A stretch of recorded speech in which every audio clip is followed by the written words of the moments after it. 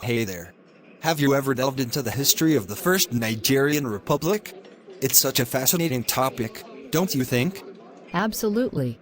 The First Nigerian Republic was a crucial period in Nigeria's history. It marked the country's independence and the beginning of its journey as a sovereign nation. The political and social dynamics during that time were quite complex. Definitely. The First Nigerian Republic emerged on October 1st, 1960, after Nigeria gained independence from the United Kingdom. It was a time of hope and optimism for the Nigerian people, as they finally had the chance to govern themselves and shape their own destiny. Yes, and it was during this period that Nigeria adopted a parliamentary system of government, with Nnamdi Azikiwe as its first president. The country was a federation of regions, each with its own government and premier. This regional structure was designed to accommodate Nigeria's diverse ethnic and cultural groups.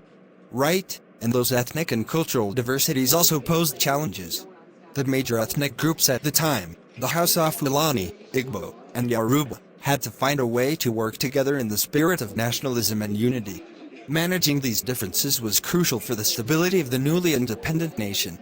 Absolutely, and the First Republic was marked by both achievements and challenges.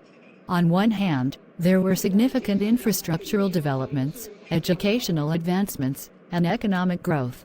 On the other hand, there were also political tensions and ethnic rivalries, which eventually led to the collapse of the Republic.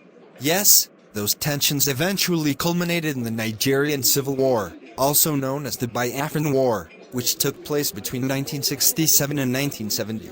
The war was a result of political, economic, ethnic, and religious tensions between the eastern region, predominantly inhabited by the Igbo people, and the rest of the country. That war was a devastating chapter in Nigerian history, causing immense human suffering and loss of life. It ended in 1970 with the defeat of the secessionist state of Biafra and the reunification of Nigeria.